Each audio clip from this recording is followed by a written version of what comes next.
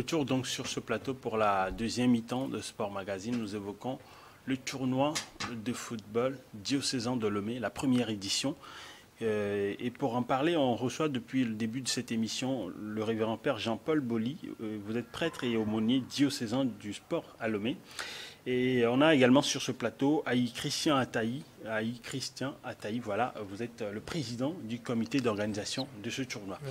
Et on parlait du tournoi avant la pause et j'ai envie de vous demander de savoir si le tournoi sera organisé sur un seul terrain. Parce qu'il parlait de 13 doyennés qui vont être impliqués. Et est-ce que les phases éliminatoires avant les demi-finales se dérouleront sur chaque paroisse ou bien ce sera sur un seul lieu? Chaque doyenné en son sein a des terrains. Oui. Donc ces terrains seront mis à contribution durant la première phase pour pouvoir disputer les différents matchs. Pourquoi est-ce qu'on a dit que pour le match d'ouverture, ce serait au terrain du bas-fond de Saint-Joseph? Parce que d'après certains critères que nous avons eu à étudier à notre niveau, on s'est rendu compte que c'est le terrain le plus adapté compte tenu de la situation. C'est un tournoi de l'Église catholique pour les chrétiens catholiques. Donc ce terrain, historiquement, est reconnu comme étant un terrain appartenant à l'Église catholique. Donc la symbolique a voulu qu'on démarre le tournoi sur ce terrain, mais après ce match d'ouverture, les autres matchs se dérouleront sur plusieurs autres terrains. Même au sein de ce doyenné-là, il y a au moins 2 ou 3 terrains qui sont retenus pour abriter les matchs du tournoi au sein de ce diocèse. Donc chaque diocèse a au moins 2 ou 3 terrains sur lesquels se dérouleront les différents matchs. Voilà. Ok. Alors, mon père, pour l'organisation de ce tournoi, par exemple, est-ce que vous rencontrez des difficultés ou est-ce que les paroisses rencontrent des difficultés? Dans toute organisation, il y a des difficultés. Il y a des défis. Oui. Et comme nous sommes à notre première édition, on rencontre beaucoup de difficultés. Du financement, par exemple. Voilà. Par exemple, on ne peut pas comparer la paroisse de Hankopé à la paroisse de Baguida, par exemple. De Dagbelouvé ou de Gapé, par exemple. Vous voyez, non? Et surtout au niveau des doyennés reculés, premièrement, il y a problème de fidèles jeunes et aussi des problèmes d'argent, problèmes financiers. Voilà. Mais bon, les curés doyens et les curés de ces doyennés font de leur mieux pour que le tournoi ait aussi lieu dans leur doyenné. Voilà. Alors, ils font de leur mieux pour nous aider à organiser le tournoi, quoi. Et je veux profiter pour corriger quelque chose. Bon, pas pour corriger, mais pour apporter un complément. Voilà. Vous parlez de la phase éliminatoire. En principe, c'est pas une phase éliminatoire. Le tournoi, la première phase, c'est comme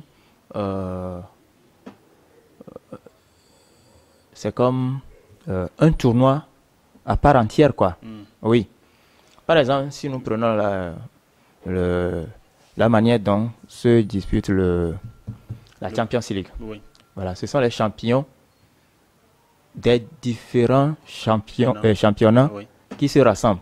Voilà. C'est quelque chose de la sorte qu'on veut faire. Là, ils font des tirages et ils débutent par... après les phases éliminatoires, ils débutent par les phases de groupe. Mais ici, en fait, c'est pareil. C'est pareil. En fait, c'est-à-dire, avant que les équipes ne soient choisies pour la Champions League, c'est à partir de leurs différents championnats. Voilà. Par exemple, au niveau de la Première Ligue, il y a le Man City qui est qualifié pour la Champions League. Voilà. Donc, si nous prenons le doyenné Lomé, en gros, dans les doyennés, ce ne sera pas ce sera plusieurs équipes qui vont disputer des matchs pour pouvoir trouver Il y a un mini champion. tournoi. Voilà, c'est comme Un mini tournoi voilà. au niveau des doyennés. Ok. Voilà. Ensuite, le champion passera maintenant à la seconde phase. Donc, si on doit faire l'analogie par rapport à la Champions League, donc le mini-tournoi, c'est le championnat au niveau des pays. Voilà. D'accord. Maintenant, ensuite, il passe à la seconde phase qui rassemble les champions des 13 doyennés. Donc, c'est là où on retrouve le format Champions League. Et vous l'organisez sur combien de temps, c'est-à-dire la période? Tout le tournoi va durer environ 4 mois. Donc, la première phase va durer 2 mois et la seconde phase aussi va durer 2 mois. Voilà. Alors, mon père, vous voulez ajouter quelque chose? Oui, en fait, c'est ce qu'on prévoit. C'est ce qu'on prévoit. Mais bon, on n'est pas le maître du temps. Et maintenant, quand vous parlez de ces paroisses où il n'y a pas beaucoup de jeunes qui puissent participer à ces matchs, est-ce que ce n'est pas l'occasion de pouvoir lancer peut-être un plaidoyer pour que des activités sportives comme le football par exemple soient organisées chaque année sur les paroisses, histoire de faire d'inciter beaucoup d'autres jeunes également à pouvoir venir? Oui, en fait, ce tournoi, c'est aussi un moyen d'apostolat, pour pouvoir attirer les jeunes à l'église. Parce qu'il y a un critère pour pouvoir participer. Il faut être baptisé. Il faut être baptisé. D'accord. Voilà. Donc, quand on va commencer, ceux-là, c'est-à-dire les jeunes qui ne sont pas baptisés, ou bien qui sont hors de l'église, et ceux qui sont dans l'église, mais pas encore baptisés, ils vont vouloir, ils auront cette envie de participer aux prochaines éditions. Alors, ils vont vouloir remplir les conditions. Et la première condition, c'est de suivre le cheminement catéchuménal et recevoir le baptême afin de participer. Alors, voilà, donc, est-ce que cette manière de procéder, est-ce que vous n'allez pas priver beaucoup de paroisses de pouvoir avoir pas de bras valides, de pieds valides? On veut parler aussi de discrimination. Mais bon, ce n'est pas ça. Parce que on a eu à organiser des tournois dans le diocèse. Oui. En principe, ce tournoi, si nous l'appelons la première édition, c'est parce que c'est le premier tournoi que l'aumônerie organise. Voilà. Sinon, il y a eu d'autres tournois dans le diocèse. Mais qu'est-ce que nous avons remarqué? Au cours de ces tournois, il y a certaines paroisses qui viennent avec des jeunes qui ne sont pas de leur paroisse. Oui.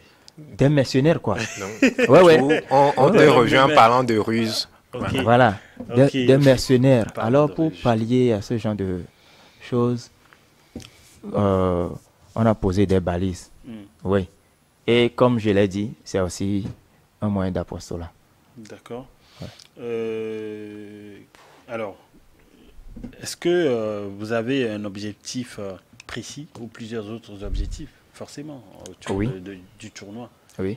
Puisque vous parlez du thème plus proche des autres, plus proche de Dieu. Voilà. Et ce thème, c'est le thème de l'année pastorale qui tire vers sa fin. Chaque année, l'évêque sort un thème et avec ce thème, tous les services du doyenné, tous les services de l'église au niveau du diocèse, voilà, s'alignent dessus. Et toute la pastorale doit aller dans ce sens. C'est la raison pour laquelle nous aussi, on a choisi spécifiquement ce thème pour le tournoi. Donc notre premier objectif, c'est-à-dire l'objectif général, c'est de permettre aux fidèles de se faire et de se sentir plus proches les uns des autres afin de parvenir à cette proximité avec Dieu. Voilà le thème général. Et au-delà de ce thème général, il y a des thèmes, il y a des objectifs spécifiques. Par exemple, nous voulons créer un cadre de rencontre pour les fidèles de notre archidiocèse. Donc, c'est pour favoriser et renforcer cette proximité entre les paroisses d'une part et entre les fidèles d'autre part. C'est aussi pour ce sera aussi un cadre où va s'exprimer la relation entre la foi et le sport. Voilà. Ce tournoi va permettre aussi aux jeunes de se sentir importants dans l'église, comme je l'avais dit. Voilà. Il y a des jeunes qui ont des talents en matière de foot, mais comme ils ne l'expriment pas, ils ne se sentent pas importants. Alors, pour pouvoir leur permettre de se sentir importants dans l'église, voilà, on crée ce cadre pour qu'ils expriment aussi leur talent. Et nous avons parlé de la condition selon laquelle tu dois être baptisé avant de participer au tournoi. C'est-à-dire tu dois être chrétien, quoi. Pour être chrétien, il faut recevoir le baptême. Voilà. Donc, ceux-là qui ne sont pas encore baptisés et qui sont dans l'église ou hors de l'église, voilà, ils auront cette envie de pouvoir participer aux prochaines éditions. Alors, ils vont chercher à remplir les conditions. Donc, c'est pour les amener à commencer... à s'inscrire au catéchuménat. Voilà. Voilà. Dans les jours à venir, on aura probablement à organiser un tournoi entre les doyennés. On l'avait dit, le diocèse est divisé en 13 doyennés. Donc, on aura aussi à organiser un tournoi entre les doyennés. Donc, à partir de cette première édition, entre les paroisses, on aura dégagé des équipes des canals. Voilà, des équipes au niveau de chaque doyenné. Et c'est avec ces équipes qu'on aura à organiser le tournoi inter-doyenné. Et ce tournoi que nous organisons peut aussi être un soutien aux efforts que le ministère des Sports et des Loisirs fait. Parce que nous savons qu'à partir des championnats scolaires et universitaires, on tire des jeunes talentueux pour les clubs et l'équipe nationale. Par exemple, si nous prenons l'actuel capitaine des éperviers, voilà, c'est à partir du tournoi du championnat que le ministère organise. Oui. Oui. Il a été repéré dans ce championnat. Donc, ce championnat peut être aussi un soutien pour ce que le ministère fait. Alors, voilà. J'ai envie de poser la question de savoir à Yataï, quelles sont vos perspectives par rapport à ce tournoi dans le sens... c'est vrai que le révérend père vient d'énumérer quelques-unes, mais j'ai envie de vous demander si vos perspectives vont dans le sens de créer plus tard peut-être un championnat catholique. Ça, c'est une question piège parce que dire oui, on va créer un championnat catholique. Est-ce que vous l'envisagez? Non. Okay. Non. On ne veut pas faire concurrence à la FTF, non. Non, pas forcément. Est-ce que vous envisagez, c'est-à-dire que vous envisagez d'élargir, par exemple, ce tournoi hors de... Oui, je vois ce que vous voulez dire, mais avant de pouvoir l'élargir, il faudrait qu'on puisse voir ce qui se fait de l'autre côté. S'il n'y a pas ce genre de tournoi, peut-être on va les amener à l'initier et à la longue, comme vous le dites, faire peut-être un tournoi. Où les champions pourront peut-être... Voilà, se rencontrer, s'affronter pour voir le champion du Togo en termes d'église catholique. D'accord. Mais ce n'est pas un projet à court terme, c'est un projet à long terme.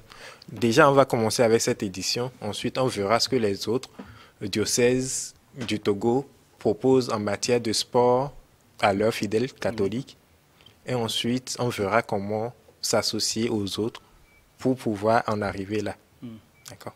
Ok, maintenant, si vous avez une disposition ou un autre message à passer par rapport à ce tournoi, ce serait lequel? Ce serait faire un appel aux partenaires, aux sponsors, pour qu'ils puissent nous accompagner à travers leur financement, à travers leur apport ou leur soutien matériel, pour aider ces jeunes-là qui vont compétir. C'est vrai, nous organisons ce tournoi, mais nous avons réellement besoin de soutien, aussi bien financier que matériel.